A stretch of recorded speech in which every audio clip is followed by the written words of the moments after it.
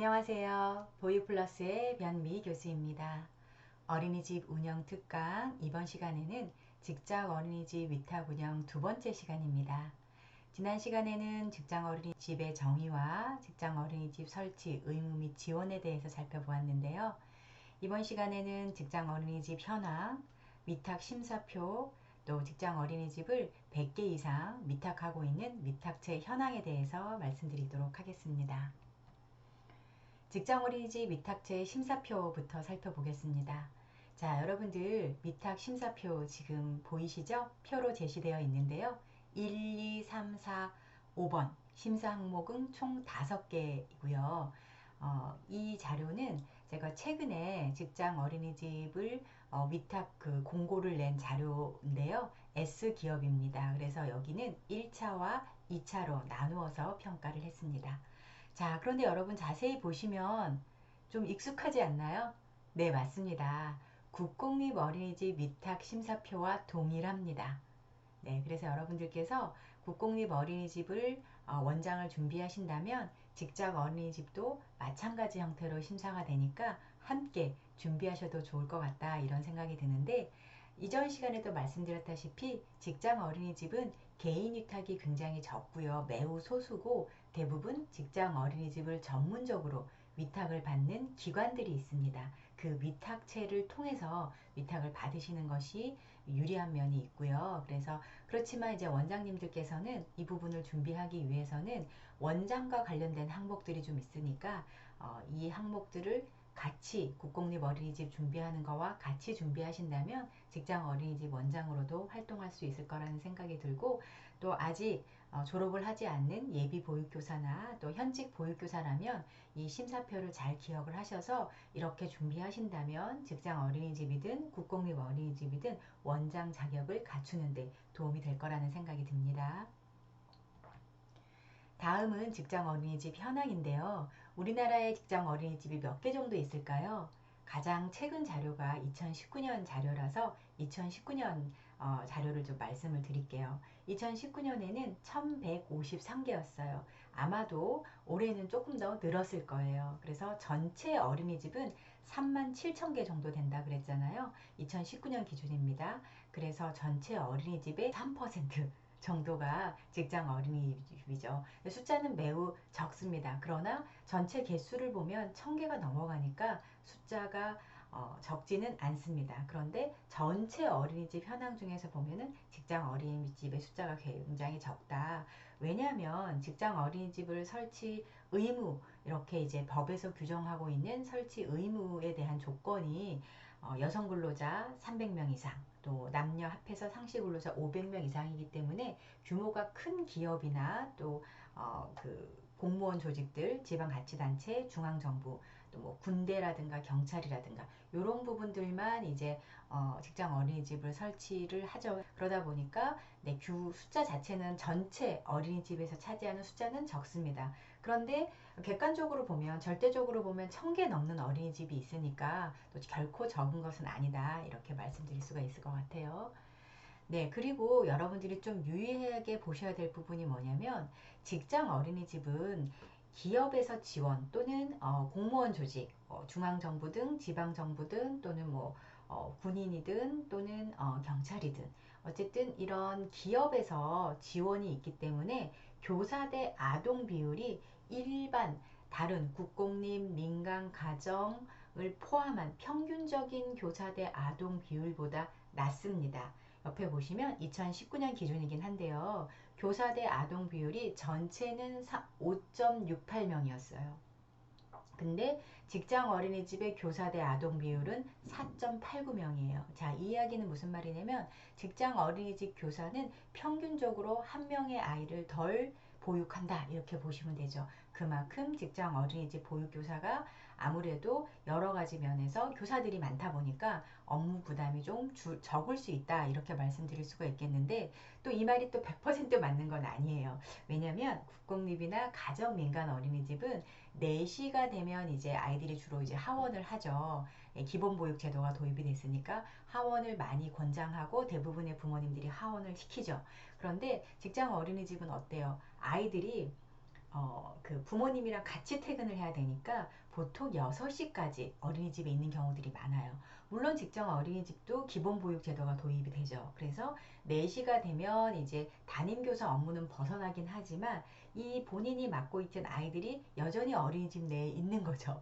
그래서 국공립이나 민간 가정 같은 경우에는 아이들이 4시가 되면 다 하원을 하는데 직장 어린이집은 본인이 담임 업무를 하지는 않지만 연장반 교사가 이제 아이들을 보육하기는 하지만 아이들이 이제 아직 여전히 어린이집에 남아 있는 거죠. 어떠실 것 같아요? 네, 마음의 부담은 조금은 더 있다. 이렇게 말씀드릴 수가 있을 것 같아요. 그래서 직장 어린이집이 교사 대 아동 비율이 낮은 거는 맞습니다. 그것은 굉장한 장점이죠. 그리고 직장 어린이집 교사에게 뭐 복리 후생이라든가 뭐 휴가라든가 이런 부분들은 대기업을 기준으로 하죠. 또 공무원 조직을 기준으로 하기 때문에 조금 더 일반보다는 좋을 수 있어요. 그런데 아까도 말씀드렸다시피 좀 늦게까지 아이들이 어린이집에 있다 보니까 거기에 대한 부담감은 있고요. 또는 예를 들어서 병원이라든가 대형 마트 이런 경우에는 토요일도 근무해야 되고 야간에도 근무해야 되는 상황들이 발생할 수 있겠죠. 왜냐하면 우리 아이들을 맡기는 근로자들이 부모님들이 늦게까지 또는 토요일도 근무를 하시는 경우가 많이 있기 때문에 야간이라든가 아침 일찍이라든가 또는 토요일에 당직 근무를 해야 될 가능성이 있다. 이 부분도 기억을 하시면 좋을 것 같습니다. 다음은 직장 어린이집 위탁체 현황을 좀 말씀드리는데요. 지난 시간에 직장 어린이집을 위탁할 수 있는 대상은 3가지가 있다고 그랬어요. 개인, 원장 개인이 해도 됩니다. 불가능한 건 아니에요. 두 번째, 법인, 사회복지법인이나 비영리법인에서 할 수 있고, 세 번째, 단체에서 할 수 있다고 그랬어요. 근데 현재 지금까지 한 1000개 정도 되는 어린이집은 대부분 이 직장 어린이집은 비영리 법인에서 위탁을 좀 하고 있다 이렇게 말씀드릴 수가 있겠고 특히 100개 이상 직장 어린이집을 위탁 운영하고 있는 비영리 법인이 4개 정도 있습니다. 이 4개 기관이 대부분의 직장 어린이집을 위탁하고 있다 이렇게 이제 보시면 맞을 거예요. 물론 아닌 경우도 있습니다. 개인 위탁하는 경우도 있고 소수 작은 비영리 법인이 이제 위탁하는 경우도 있고 대학이 위탁하는 경우도 있지만 이렇게 다양하지만 이 4개의 법인이 많은 어린이집을 대부분 다 위탁하고 있다고 보시면 될 것 같아요. 그래서 이제 만일에 내가 직장 어린이집 원장이 되고 싶다 또는 교사로서 일하고 싶다 하면은 이 4개 법인에 관심을 가지고 채용 공고를 계속 확인하는 것이 필요합니다. 이들은 홈페이지에 주로 이제 채용 공고를 상시적으로 하는 경우들이 많습니다. 왜냐하면 워낙 규모가 크다 보니까 채용 인원이 계속 필요하기 때문에 그렇습니다. 물론 이제 우리 대학 같은 경우에 저희 백석대학 같은 경우에도 정부 세종청사 어린이집, 직장 어린이집이죠. 위탁을 하나 하고 있습니다. 이렇게 대학에서 또는 뭐 개인이 또는 단체에서 위탁을 하고 있기도 합니다.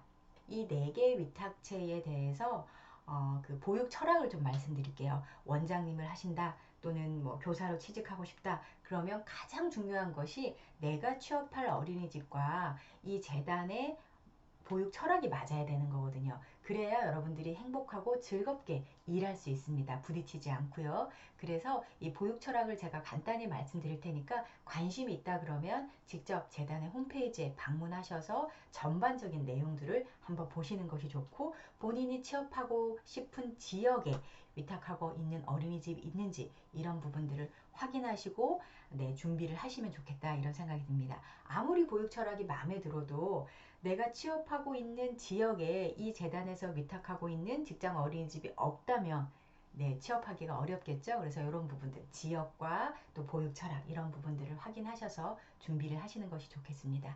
첫 번째로 모아만 보육재단입니다. 가나다 순으로 정리를 했습니다. 모아만 보육재단의 보육 철학은 최적의 보육 환경, 질 높은 교사, 우수한 보육 프로그램을 통해서 아동 중심 보육 철학을 강조를 하고 있습니다. 근데 이제 여러분들께서 뒤에 다른 보육 철학들도 대부분 좀 아동 중심이긴 합니다. 근데 이제 여기서는 또 이 하위로 4가지를 또 이야기를 하고 있어요. 놀이와 경험을 통해 즐겁게 배우고 행복하게 생활하는 어린이. 이제 두 번째는 영유아의 발달적 잠재력과 개별적 흥미와 자질 존중. 이렇게 이제 영유아에 대한 내용이 2가지가 있고요. 그 다음은 신뢰를 바탕으로 아이, 부모, 교사 모두가 행복한 어린이집, 그래서 어린이집을 구성하고 있는 3자에 대한 신뢰, 이런 부분을 강조하고 있고, 또 영유아 발달적 측면에서 경험과 과정을 통한 전인적 발달을 도모한다, 이렇게 이제 마무리를 하고 있습니다. 두 번째는 킨더슐레 보육경영연구소인데요. 여기 킨더슐레 보육경영연구소에서는 영유아를 존중하는 아동 중심 교육, 네, 비슷하죠. 또 놀이를 통한 접근, 경험을 바탕으로 한 교육 방법, 놀이, 경험, 예, 이런 거 다 강조하고 있죠. 그리고 영유아의 자연적 성장 발달을 통한 교육 활동을 강조한다 그랬고, 여기서는 자발적 참여와 상호작용을 중시한다고 했습니다. 또 상호작용이 중요하긴 한데 여기서는 또 상호작용을 키워드로 이렇게 제시를 했다는 거 기억을 하시면 좋을 것 같아요. 네, 다음은 푸르니 보육지원재단입니다. 네, 푸르니 보육재단이 가장 많은 어린이집을 위탁 운영하고 있고, 제가 알고 있기로는 최초의 직장 어린이집을 위탁 운영을 시작한, 사업을 시작한 재단으로 알고 있습니다. 참고하시면 되고요. 이 재단도 마찬가지로 아동을 최우선으로 생각합니다. 라고 이렇게 강조를 하고 있습니다. 그래서 아동 중심 보육 철학 동일한 내용이고요. 또 아동 주도적 학습 과정, 이렇게 해서 아동의 자발적인 선택과 주도적인 활동을 중심으로 한다, 이렇게 강조를 하고 있습니다. 그 다음에 전문적인 교사 상호작용, 네, 푸르니 보육지원재단도 킨더슐레와 마찬가지로 상호작용을 중요시 여긴다, 이렇게 제시를 하고 있습니다. 이제 여러분들이 교사라면 이 상호작용에 대해서 준비를 또 많이 하셔야겠죠. 네, 네 번째 기관입니다. 한솔 어린이 보육재단인데요. 한솔 어린이 보육재단은 한솔 교육 희망재단이라고 있습니다. 여기와 같은 소속의 재단이라고 이제 알고 계시면 될 것 같은데요. 이 한솔 기업과도 연결된 그런 재단이라고 할 수 있겠습니다. 그 보육 철학을 말씀드리면 여기서는 5가지를 또 강조를 하고 있고, 보육 원칙을 이렇게 제시를 하고 있습니다. 어린이를 인격체로서 존중하고 어린이가 자신의 잠재력과 가능성을 발휘하여 배우며 행복하게 살아갈 수 있도록 5가지 원칙에 따라 보육을 실천합니다. 라고 이야기를 하고 있고, 이 내용들은 다 비슷합니다. 아동 존중, 네, 그리고 네 번째에 있는 관계 중심, 세 번째에 있는 놀이 및 프로젝트 기반, 이 부분은 다 다른 재단과 비슷하고요. 조금 다르게 표현한 부분, 앞에서 전인 발달을 강조한 그 재단도 있었는데 여기는 전인 발달 대신에 통합적 접근, 이렇게 이제 이야기를 하고 있습니다. 전인 발달을 목표로 해서 통합적으로 접근한다 라고 이제 제시를 하고 있고, 마지막으로 협력 학습이라는 거, 아이들이 소집단 협력 학습 경험을 통해서 함께하는 즐거움과 소양을 함양한다. 그래서 협력 학습이라는 것을 또 강조를 하고 있습니다. 비슷비슷한 것 같지만 조금씩 차이가 있죠. 그래서 여러분들이 만일에 내가 어느 재단에 취업을 하고 싶다 그러면 홈페이지에 들어가서 조금 더 자세하게 그 보육 철학이라든가 하고 있는 보육 프로그램이라든가 보육 과정이라든가 이런 것들을 확인하시고 준비를 하시는 것이 도움이 됩니다. 그리고 이제 마지막으로 이렇게 100개 이상은 아니지만 그래도 좀 많은 그 어린이집을 위탁하고 있는 위탁체가 또 있습니다. 라임교육연구소라는 곳이 있는데요. 병원을 주로 많이 위탁을 하고 있습니다. 그리고 한국아동보육복지협회라는 곳이 있는데 이곳에서는 국공립 어린이집을 많이 위탁하고 있고, 또 그 직장 어린이집 중에서도 정부기관의 직장 어린이집을 위탁을 좀 많이 하고 있습니다. 그리고 이제 한빛 바른보육경영연구원이라고 있는데요. 여기서는 일반 기업을 이제 많이 하고 있는데 규모가 앞에 있는 네 곳보다는 조금 좀 작다, 이렇게 이제 말씀드릴 수가 있는데, 최근에 또 한빛 바른보육경영연구원이 굉장히 많은 어린이집을 위탁하고 있고, 또 이제 현장에서 평가도 좀 좋은 걸로 알고 있습니다. 이 총 제가 7개를 말씀드렸는데요. 보육 철학도 좀 다르고요. 특색도 다르죠. 여러분들께서 어느 재단, 어느 협회, 어느 연구소가 그 좋다, 나쁘다 이렇게 생각하지 마시고 각각의 장단점이 있으니까, 그리고 보육 철학이 다양하니까, 그리고 내가 취업하고자 하는 지역에 또 내가 선호하는 기업이라든가 또 공공기관이라든가 공무원 조직이라든가 이런 것들을 다 고려하셔서 선택을 하시면 됩니다. 그런데 이제 만일에 여러분들께서 취업을 준비하고 있는 4학년 학생들이라면 또 이 준비하는 데 시간도 많이 걸리고 또 탈락하면 또 그 받는 스트레스도 많이 있으니까 최소한 2개, 3개 정도 이렇게 잘 준비하는 것을 추천을 드립니다. 원장을 준비하시는 분들이라면 이 재단들에서 예비 원장 교육이라는 것을 진행하는 걸로 알고 있습니다. 그래서 그런 프로그램이 있는지 확인하고 예비 원장 교육 프로그램을 먼저 참여하신다면 이후에 자연스럽게 이 재단에서 어린이집 위탁을 할 때 함께 파트너가 돼서 위탁 사업에 참여하게 되지 않을까, 이런 말씀을 좀 드리고 싶습니다. 네, 지금까지 직장 어린이집에 대해서 좀 말씀을 드렸고요. 여러분들이 교사로서 또 원장으로서 일하시는데 도움이 되었기를 바랍니다.